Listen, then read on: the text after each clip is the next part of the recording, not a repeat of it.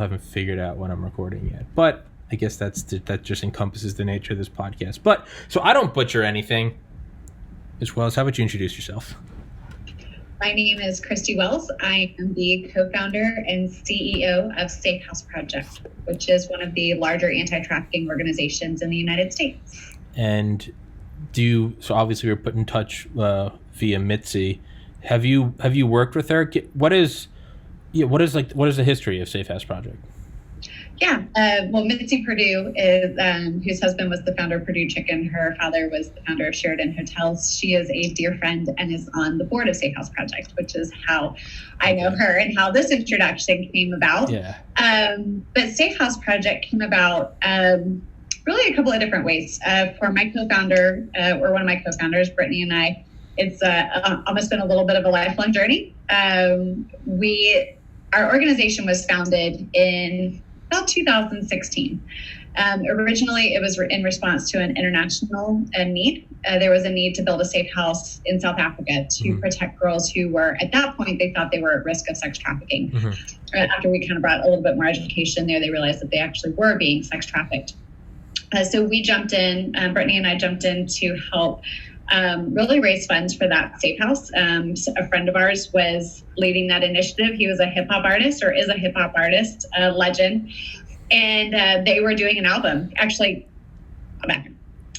the hip hop artist had gone to South Africa and they were the ones who saw the need. They came back, they were doing an album to raise money for that safe house. Okay. Brittany, my co-founder, and I jumped in to help that.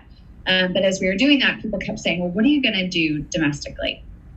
And so we both had seen this issue internationally, and I'd seen it internationally. She'd seen it more domestically, but we still knew that we had to become students of the landscape. And so we spent about a year really investing in understanding what the domestic landscape was of sex trafficking, specifically child sex trafficking in America, what the need was, and what we as military spouses, our husbands are both senior officers in the Navy, so we are Navy pilots. So we wanted to understand what we as military spouses with corporate America backgrounds could do to effectively move the needle on this issue. And so as we were doing our research, we saw that at that point, DOJ was reporting that about 300,000 American kids are sex trafficked in the United States every single year. Jesus. Christ in heaven. Right. 300,000. I mean, you could fill 50 aircraft carriers with the number of kids that are trafficked. But then we realized that only 1% of them are ever identified or rescued. Victim identification is 1%. So that was a problem. But then we realized that without a safe place to go, once that 1% is rescued, 80% of them would end up back in traffickers' hands. Okay. And so you got 3,000 kids, let's say, being rescued or identified every year. We had 100 beds in restorative care homes across America. That's it, which meant we were losing 2,900 of those kiddos back into traffickers' hands because they weren't provided the proper healing and restoration that they needed. And so when Safehouse Project began, it was to address really two sides of this issue.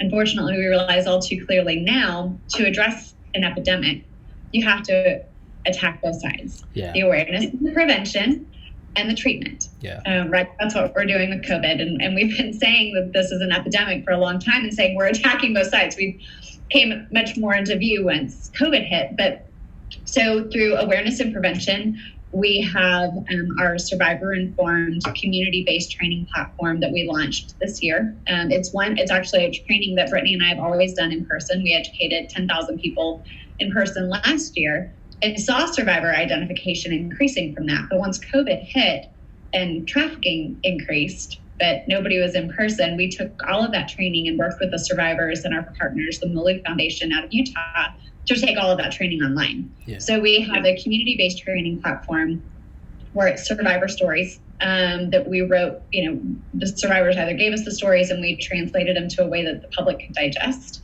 But it's less about the horrific things that happened to them. It's more about their intersection points with community members and what those signs and indicators were that were present in their stories. Because if everybody is thinking that trafficking looks like somebody in shackles, that's an illegal immigrant, that's in a basement, they're missing the kids in their communities that are being trafficked. And so we wrote the training. It's all online at iamonwatch.org. So that's the first part of the issue, the awareness and the prevention. And the other part is our organization increases the number of safe houses across America and funds and mentors new programs. So like I said, when we began, there were 100 beds. We helped add 32 beds through funding and mentorship last year. This year, I think there's going to be about another 97, I think is where we're going to land. We had 160 lined up, but COVID slowed down some of their progress. Yeah. But still, about 97 new beds that were open, we're going to be able to stay open for restorative care opportunities for survivors. So a safe house, by the way, isn't just a house. Yeah. It's not just a place that they're taken to and it's a roof over their head. Like somebody would think of a safe house in a like a rescue operation. It's a home. It's really, and it's a continuum of care. So there's kind of that emergency phase that they can go into where they're, really getting that basic necessities. Really food, shelter, clothing, that initial trauma-informed response, but nurturing more than anything. These kids have seen the depths of hell in ways that none of us can even fathom. But really what we want to see them moved into after emergency phase is a long-term restorative care home. And that's really a 12 to 18-month program where they are getting education and life skills training. Some of them don't know how to boil an egg. They've about 40% of kids that are trafficked by a family member. And so, you think that parent was willing to sell their child. Do you think they were willing to teach them how to brush their teeth? Or how to boil an egg, or how to do laundry, or whatever that may be. You think they cared about their education?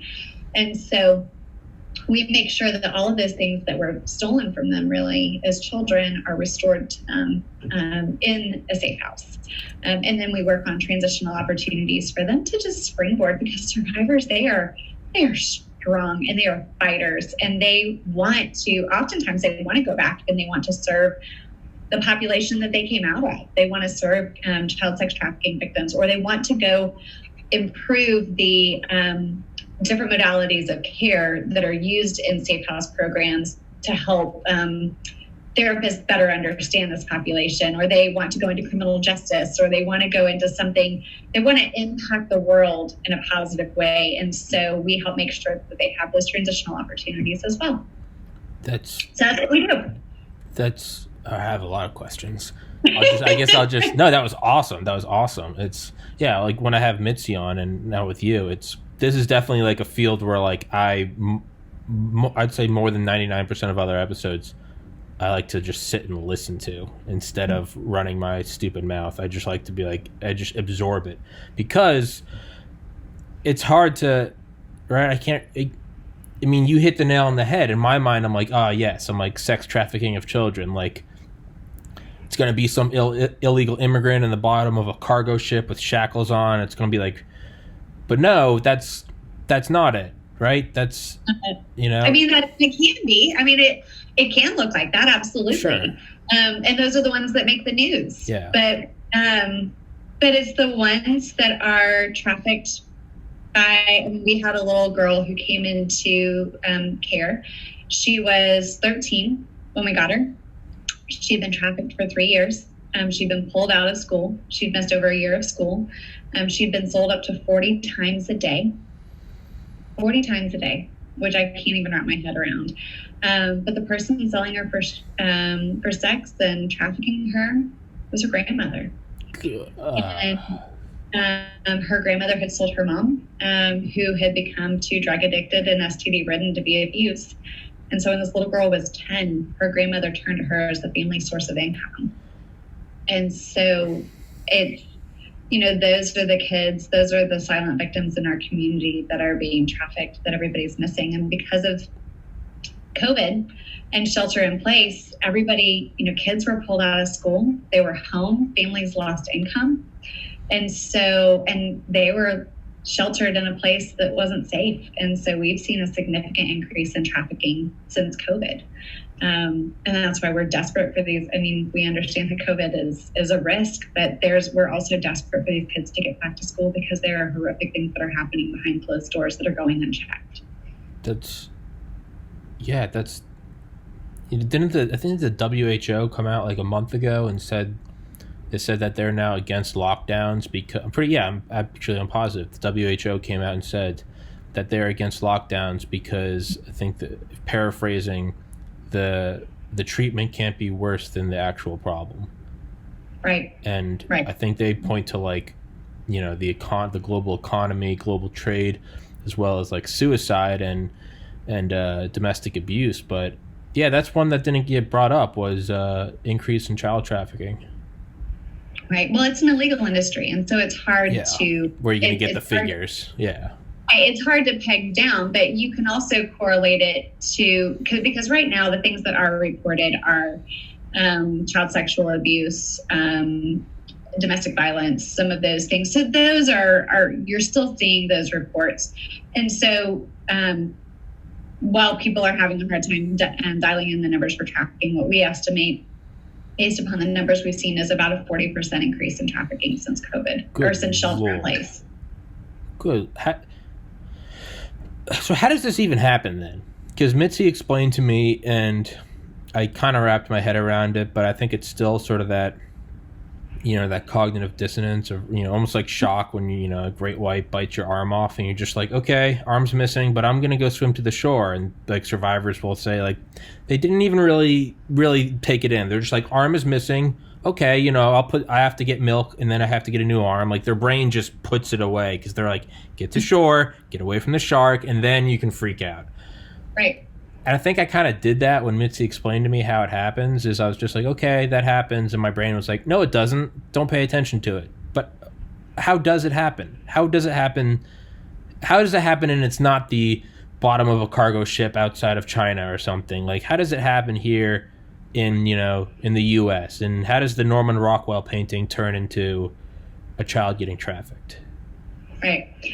So I think the way to do this is for me to break it down into a few different subsets. So we'll talk about familial trafficking, guerrilla trafficking, boyfriending, and I'm writing these down so I remember which ones I'm going to come back to. All right. And then just general grooming. So familial trafficking. So this is something that for many of us has always existed as child sexual abuse. I mean, if we have seen it reported in the news, we miss it because it's very few people truly understand what sex trafficking is. So they, especially in the media, so they miss the areas to correlate those words. Right now, you'll see that a mom couldn't pay the rent and didn't know that she was given a free pass on rent because of COVID. So the mom sells her daughter to her landlord for sex to pay the rent. That is familial trafficking. We have a survivor we work with. She was, her dad was a firefighter. Her mom was a stay-at-home mom. Her uncle was a business owner and her aunt was on the school board. That every night she was scooped out of bed when she was starting at about 6 years old, as early as she can remember, scooped out of bed, taken next door to her uncle's business by him, where she was trafficked through the night, and then she was returned home, and she was sold. And there's another survivor and that happened from the ages of 12 to 13. I'm sorry, 12 to 13, 6 to 11. We have another survivor that when she was 12 years old, her dad took her as his wife and basically told her he wanted to give her the ultimate life experience. Dad took daughter as his wife. That's kind of the phrasing that he used. And, again, those are things that would look like child sexual abuse, except for the fact that he was turning around and selling her to his friends as well. So when sex trafficking is the commercial sexual exploitation of an individual through force or through fraud or through coercion. But if a child is used for commercial sex, then that could be prostitution or pornography, then it's considered trafficking. So anytime there is that commercial element or survival-based element, then it's considered sex trafficking. So a homeless child who is told that they will be given food or shelter, but they have to perform these sex acts, that's still sex trafficking. And there's a commercial exploitation or a need-based exploitation of that individual. So family members, if you think of child sexual abuse, which has always been pretty prolific, a decade ago, everybody was handed a personal recording device in the form of a cell phone.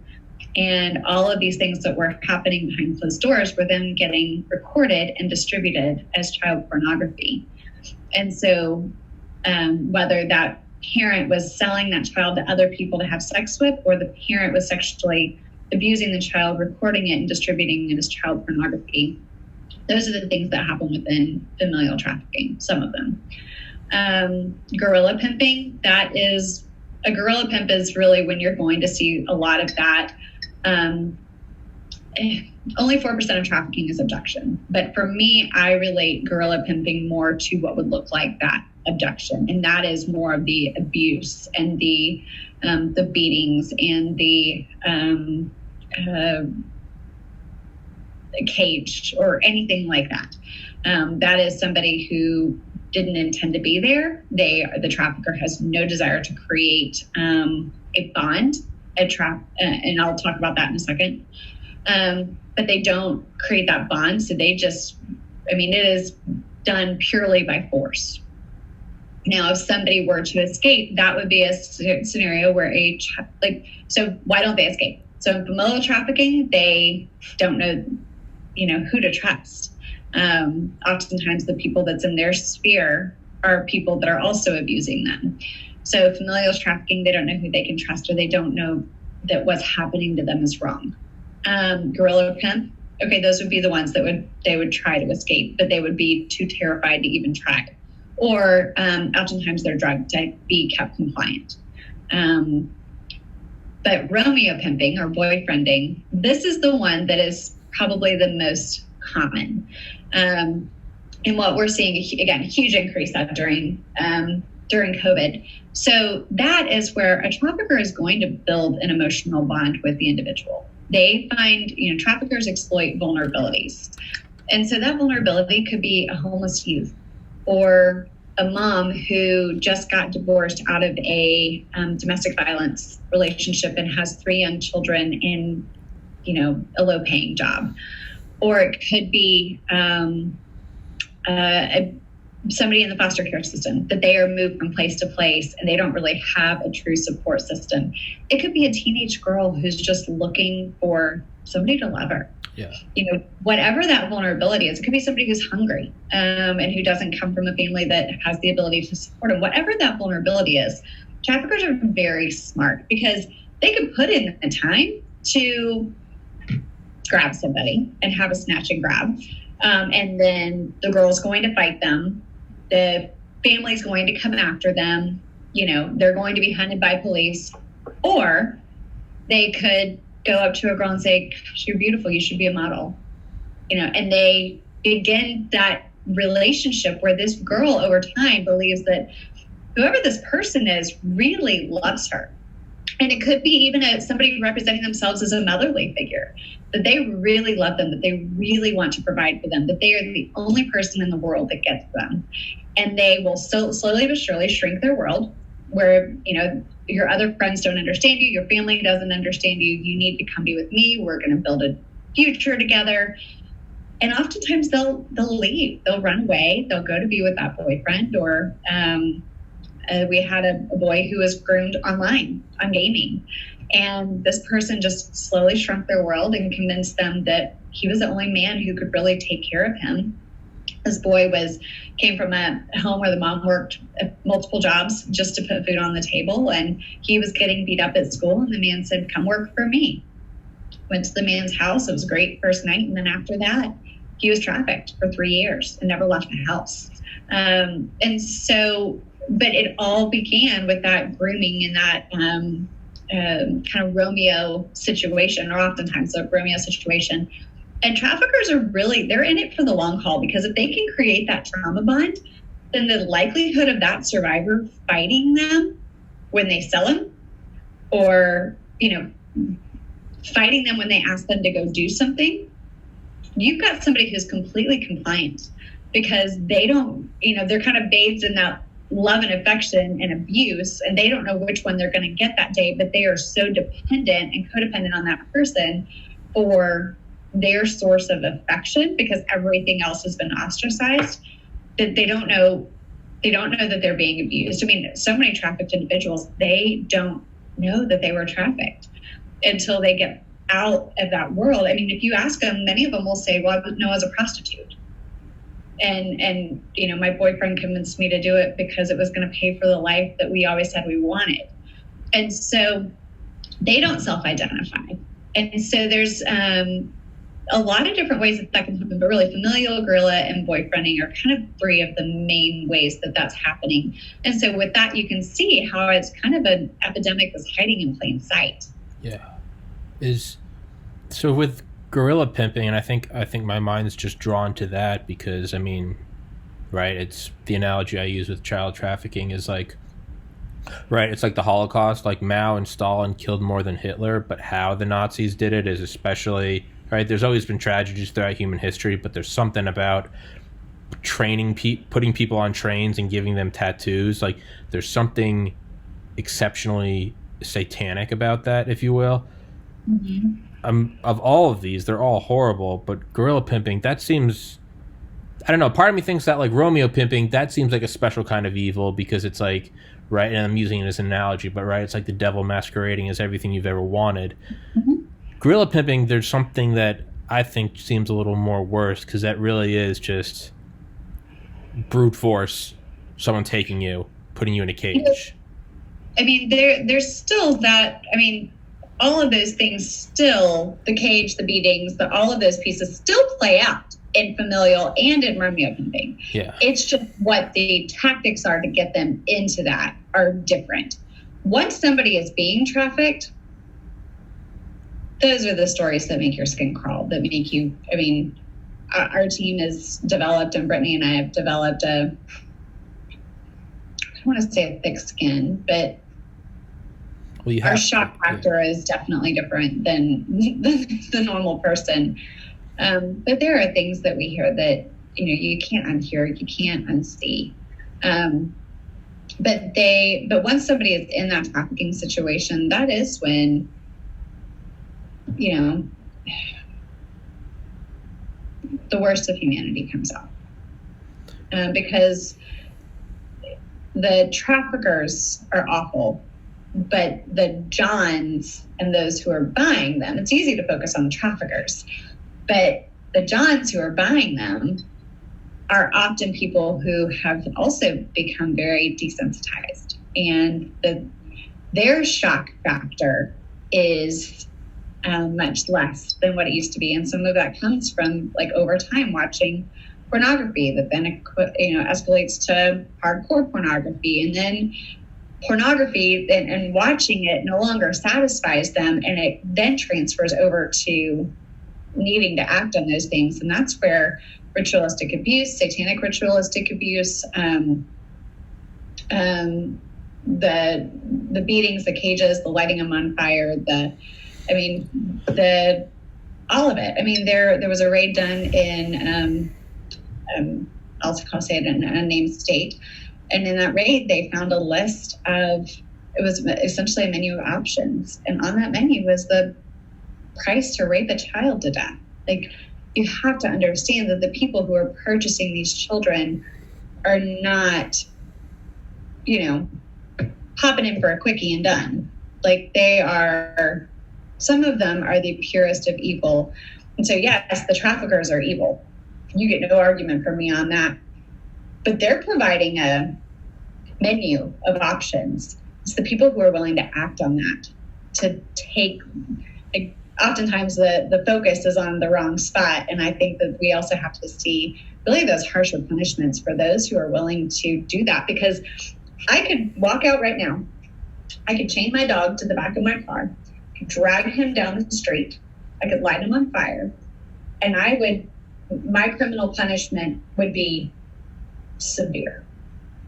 Most states, you do that to a child, less.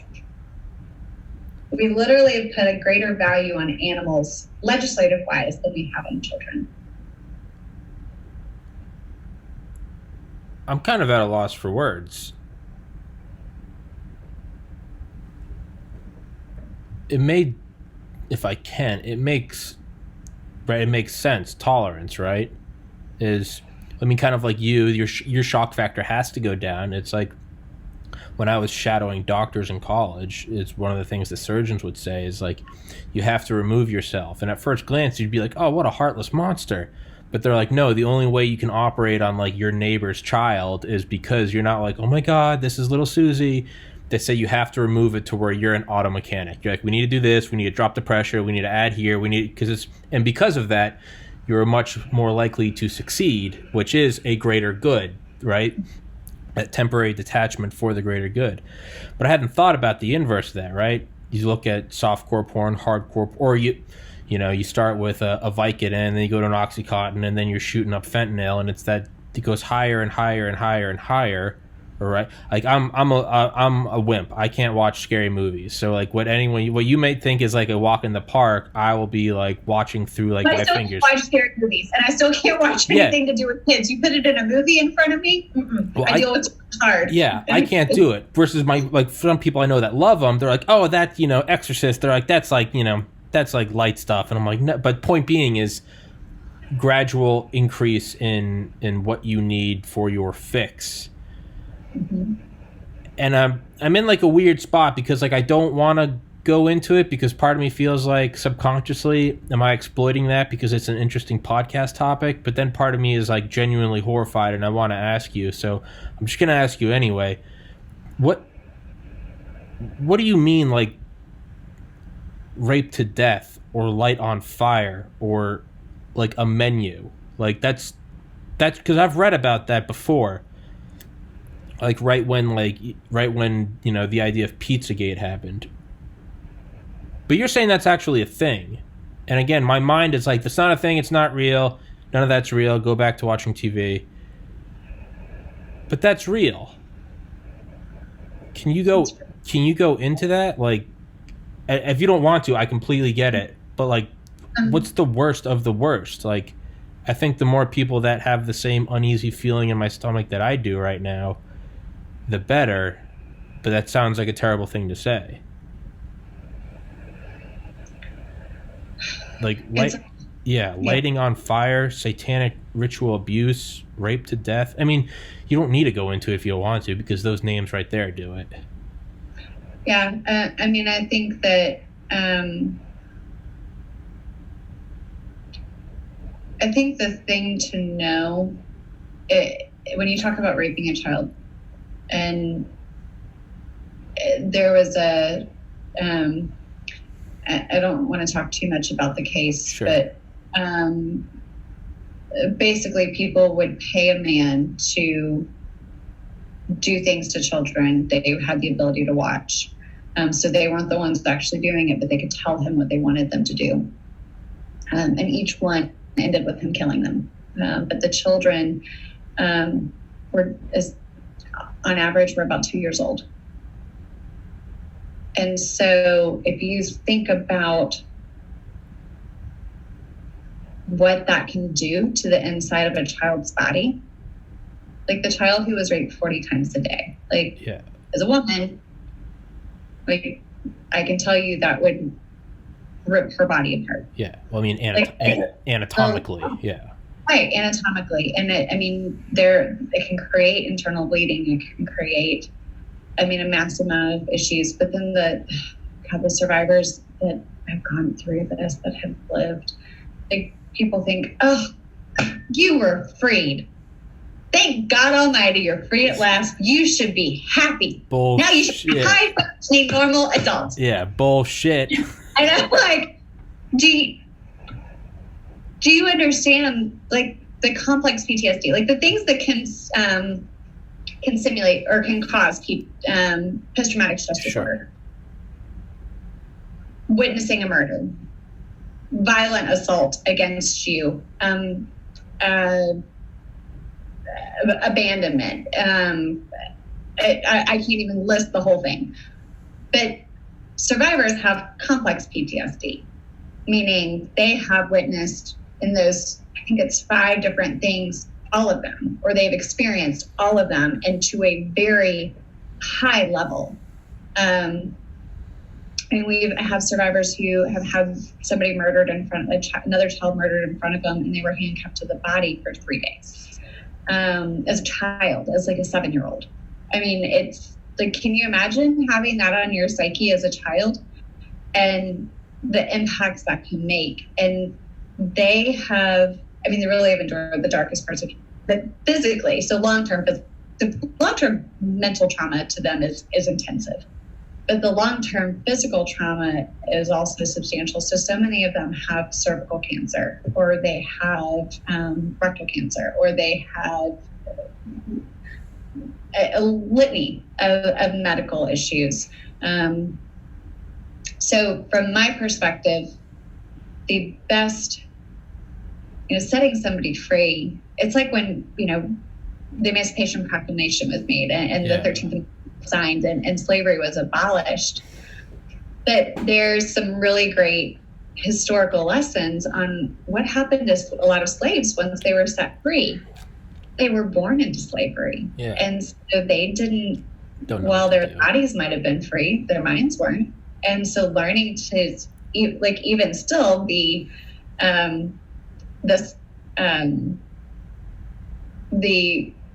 what's the word?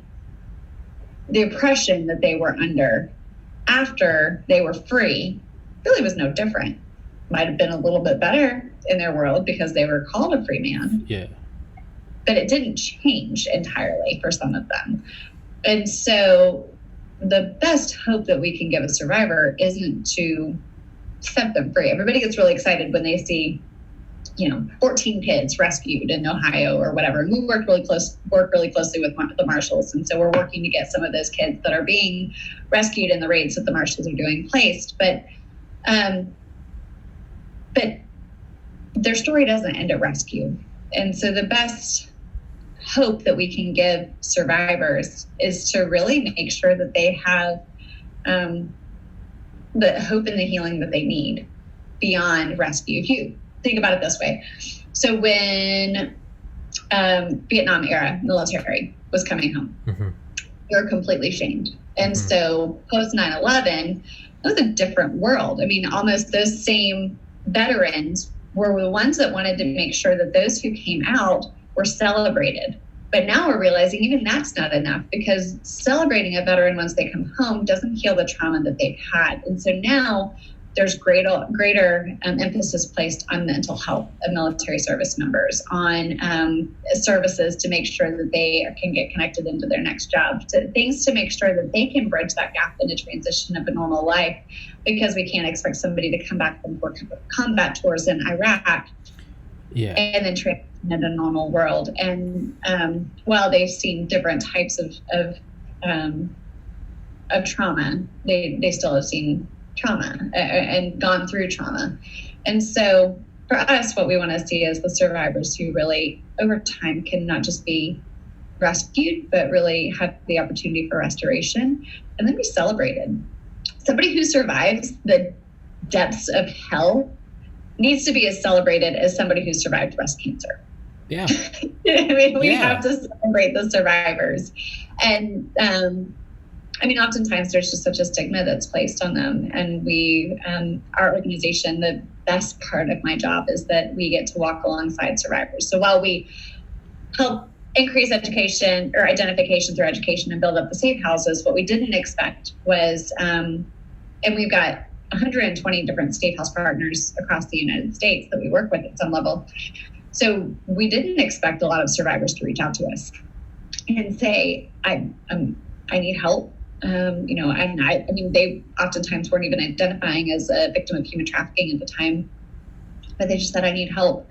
And to get to walk alongside them, to place them into a safe house, to see their healing journey begin. And then for some of them, we're walking alongside them as they're transitioning, and they're ones that we hire as interns or ones that We support, I mean, we've got probably 6 different survivors right now that Brittany and I feel like are daughters. Yeah. That we fight for all of them, but some of them we've just got a really sweet bond with. And we want the survivor leaders to be empowered to be the voices that speak to this issue. Because while I can sit here and talk about the depths of hell from an eloquent standpoint, they've lived it.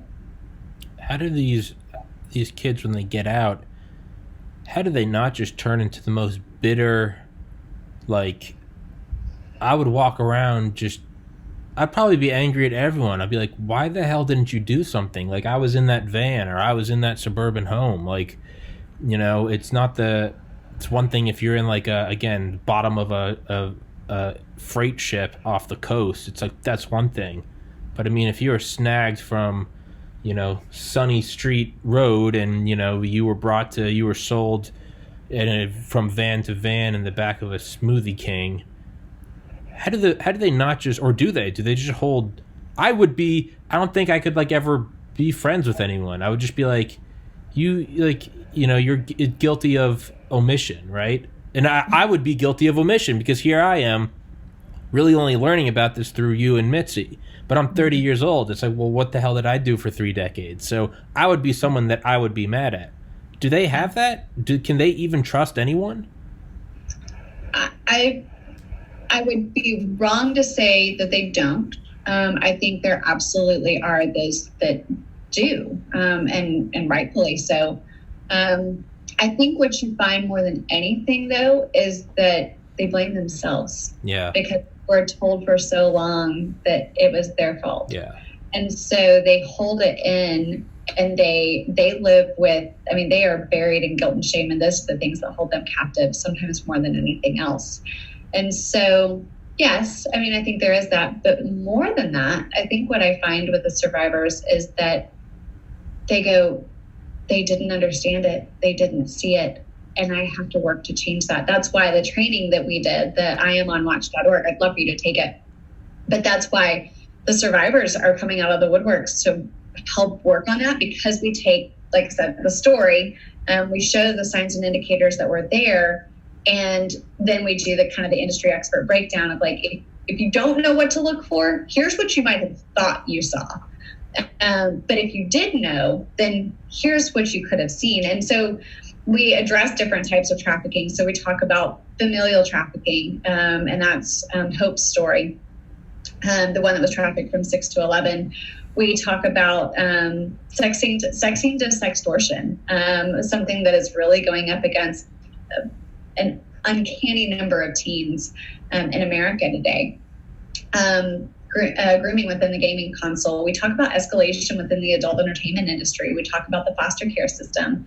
And there's another one that I'm missing. But we go through some of these different scenarios, and the survivors are the ones that have helped us write it. I mean, we had 15 survivors just that we were working with on this first pass of On Watch that it felt like their chance to make a difference. Yeah. It gave them back Hope, who is kind of our lead writer. She said, being part of this gave me back a voice, and it gave me back so many things that were taken away from me during my trafficking situation. And so they, Julie, who's another survivor we work with, she was the preschool, she was a preschool teacher.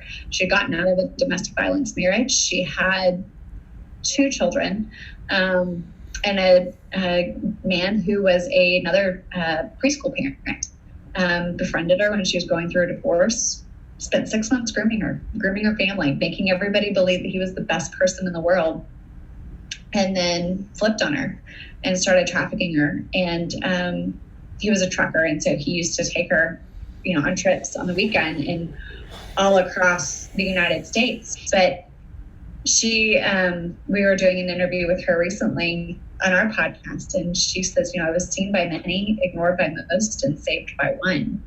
And the survivors know the power of getting education out there, because one person seeing them can make a difference. And since we've launched On Watch, we've gotten calls from, Brittany and I have gotten calls about 2 a week from kids from people that we know, just the ones in our immediate circle, where we've got kids being identified. And that, like, if I do nothing else in my life, but those kids are identified and we know that we can then put a plan in place to help get them the help that they need and the support that they need, done. That's worth it. I know we've got a whole lot more to do. Yeah. But we walk really, really hard roads with the survivors. And that's something that I, from a faith perspective, feel like God's kind of equipped us to be able to do. But we also get to be on the hope side of the dark issue. And I think that's the thing that really is powerful, is getting to see lives transformed and traffickers put behind bars and, survivors living these empowered lives and feeling like they have a voice in this issue instead of being silenced. I mean, we get to see really cool things out of a really hard issue. And so it's, we have to walk through hell and fire and muck, but it's worth it. Yeah. It's, okay, still got you for 10 minutes. I was going to say, how does that affect your faith? I don't know if you ever had to read the book in middle school, I think high school, by Eli Wiesel, Night, about going through, I think, Auschwitz or Birkenau. But he's talking about, like, seeing, like, a little girl hung by the SS, and after she, like, choked for 30 minutes and her neck wasn't broken, the SS, like, went up and, like, yanked on her feet to break her neck to, like, finish it. And he was like, at that moment, I realized that, when I die and if I see God, he will have to beg for my mercy. How does that affect your faith, right? Because it definitely challenges mine, because it's hard to, like, it's like one thing if you go through trials and tribulations. Like, I lost a sibling to suicide in 2014. Sucked, but I've become a stronger person for it, right? Bad shit happens, and you become stronger. But there seems to be some points where you look at something like that, and, like, I can't remove my mind from what you said about, like, a menu of options, like raping to death, killing, lighting on fire. How does that, like, how do you... And not only I'm asking you, but I guess I'm also asking myself, like how do you reconcile with that in terms of, like, it's one thing of, like, how does it happen? Well, we went through that. There's a tolerance. People get more and more and more, and then you have the traffickers, and it's a $140 billion industry, blah, blah, blah. I get the how. I guess I'm looking at more of, like, a big picture, cosmic picture. It's like, how is that almost allowed to happen? Does that make sense? I'll speak to it from my personal perspective. Is, for me, I am a Christian, and I personally believe that we are given free will.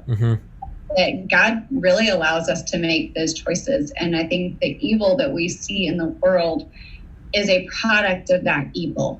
And but I also believe that God is bigger than all of it, and I've got survivors who have said they, have been in horrific situations, and they're like, one of them was talking to me, and she said, and the survivors that we work with, not because we pick them this way, it's just interesting to see, but they're all faith-based now. They're all Christians at some level.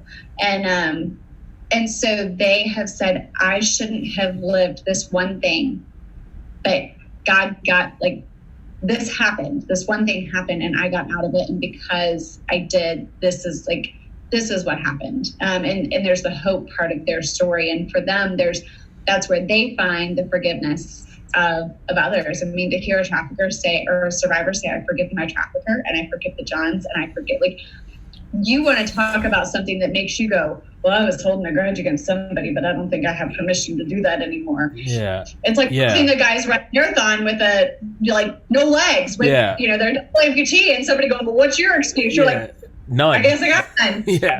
And so I see my faith is stronger because of the survivors. Sure. I mean, yes, they all question, why did it take so long? But they say, you know what? If I went through what I went through in order to save one, it's worth it. Yeah. Like, that is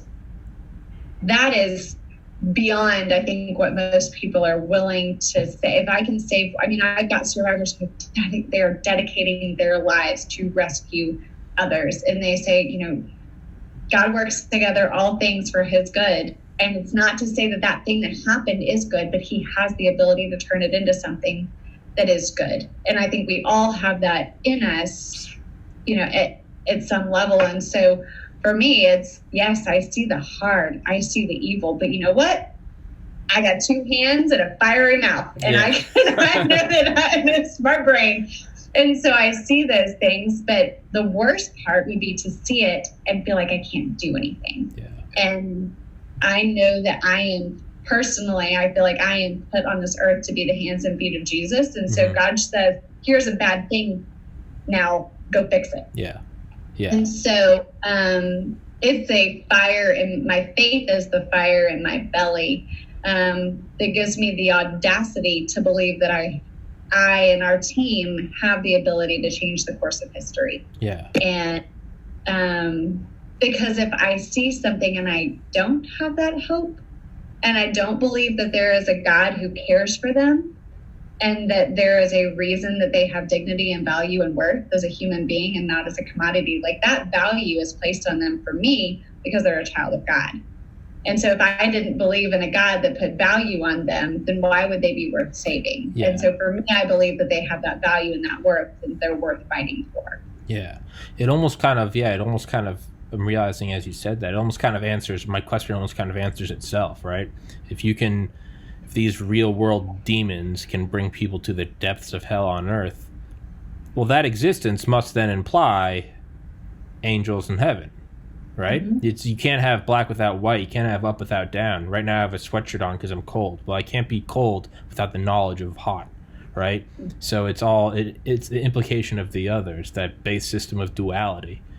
Yeah, that makes sense, right? This is all happening. Why is this happening? Well, then, yeah, you kind of have to be like, well, that just says that there's an opposite. And, yeah, you kind of have to have that, like, I mean, to walk up against that industry, right, you kind of got to have some, like, divine, I guess. I got to know that I have a big gun behind me because my guns aren't big enough. Exactly. You know, you got to have, yeah, I mean, like, truly, like, the wrath of God, right? To walk into those literal and metaphorical, like, caves of, like, fire and brimstone. It's like you're not walking in there because you're like, all right, I got an attack plan. It's like you got to walk in there being like I'm walking into the jaws of evil, and it will probably kill me, but like, you know, this is nothing. Like, this is temporary, and I'm here, and I'm an instrument, so let's do it. Let's put our game face on, rally hat, and let's go do this thing, right? And instill instill fear in them. Right. And I think the other thing that for me as an individual, not speaking a Safehouse project, but as an individual, I see God moving in the hearts of individuals. Sure. and not, I mean, people from across the world, across the United States, all kinds of different paths. And we'll sit there and go, gosh, we really need somebody to do this. And this is actually a really fun game we play. I really need somebody to do this. And then 2 days later, the person shows up and they're like, God just really put it on my heart that I needed to reach out to you guys. Yeah. And this is the service I do. And we've never done a job application or anything like that because we say, gosh, wouldn't it be great if we had this? And then this person with this incredible experience shows up. But we see that within the industry. We see all of these anti-trafficking organizations that are coming together, and we all have had this kind of similar vision but operated in different spheres. And you know, there's a bunch of us that have started talking that have this national vision for expanding capacity. Yeah. All of us go, gosh, about 18 months ago, God really laid it on my heart that this is what we need to do. Yeah. And you know, those are the things that make you go, okay, so the God of the universe is putting this massive movement into each of us, so that not as one, but as an army together. As we said the other day, I said, you know, each of us individually operates as a wave, but you put all of us together and we're a tsunami that gets to finally go against this industry. And that is the power, for me, the power of God pushing behind us is taking our wave and turning it into a tsunami. And that is a really cool thing to see. That's yeah, you got me psyched up. Yeah, what you said about like needing something and it happening. I was gonna say it's like the Joseph Campbell quote, if you follow your bliss, doors will open where there were formerly walls. But then furthermore, I was thinking I don't know, I gotta let you go in a minute, in like 1 minute. But yeah, I was born and raised Catholic Christian, like private Catholic school my whole life, and then like around 16 kind of became like a hardcore atheist, was pre-med in college, was all about just science and it's all particles and matter and really in the last like year or so, I've kind of slowly started approaching faith more and more. I've been meditating for 12 years, and I realized it was turning more and more into prayer without even thinking about it. Point being is I was thinking like, man, how do I I'm trying to build this podcast, and what if this turns into everything I've ever wanted? Like I got into medical school, but I decided not to do that. Like what if this turns into everything I've wanted? What if I get like a Joe Rogan contract? What if I get all the money in the world? And then if I'm not still happy, what do I do? Well, then sure enough, who do I, just reach out to and get him to come on the podcast? But Charlie Duke, the 10th man to walk on the moon. And he talks about how when he came back from the moon, which not a lot of people can say, but when he came back from the moon, he was like, there was no higher rung to climb. There was no greater, what am I going to do next? Climb the mountain? Like, I've been to the moon. And he talks about how he kind of fell into a depression and started drinking and wasn't the best father. And then kind of discovered faith, and that's where he's been for 50 years. But he came into that, and I was explaining this to him, and at the end of the podcast, he said, Tommy, I normally don't do podcasts anymore. He's like 88. And he's like, but something in me just told me that like I need to do this one and talk to this guy. And he's like, and I think that's why. But yeah, so it's like with your example or with mine, I think like, what are the odds that me at the time with less than 1,000 subscribers got a man who walked on the moon, and then that has since helped me enormously with faith and prayer. So yeah, it does work in funny ways, and it's like if it works in funny ways, then like if you can have these tiny goals and have them work, we need another bed, I need a podcast guest. Why not set the sights on the highest one ever? And it's like, why don't we like wipe out these earth-dwelling demons who are preying on children? And it's like, might as well, right? It's like, how much do you believe? It's like, let's put our money where our mouth is and see if we can do it. But I've kept you for, yeah. I'll say this one extra thing. Sure. For us, it's always about having vision beyond our resources. Yeah. It's about, for me as an individual, it's about praying the prayers that I know I can't answer on my own. Yeah. It's because that, it's, we even set our budget as a nonprofit, and then kind of laugh and go, and then there's the God factor of what is everything that is going to be done because of that. And our job, regardless of somebody's faith, I think our job is to leave this world a better place than what we left it. Absolutely. And the more people hear about it, the better our world is going to be. The more people feel compelled to act, the better. And so I'll leave with my final request, if anybody is listening to this, is to go on to iamonwatch.org and to take the training, the On Watch training, and help us build an On Watch nation. Yeah, I will put that in the link. The link will be in the description, and it'll be sticky in the top comment. And yeah, the little I can do is I have a podcast, which is hopefully growing exponentially. I told Mitzi, and I'll tell you the same, I'll do what I can do, and you can just have a running appointment with me. You tell me we're doing this date, we're talking about child trafficking, and I'll be like, let's do it. And hopefully I'll do my best to help add a wave to the tsunami. Thank you so much. And thank you for what you're doing. That's badass. That is badass. You're a badass. Well, you're humble, but you're a badass. I'm telling you, you're a badass. Okay. Well, thank you so much, Kristi Wells. iamonwatch.org. Yes. iamonwatch.org will be sticky in the top comment, link in the description. Go do it. Go make the world better. Thank you so much, and I will email you a link when it is uploaded. Thank you. Thank you. Bye-bye. You have a good one. You too. Thank you.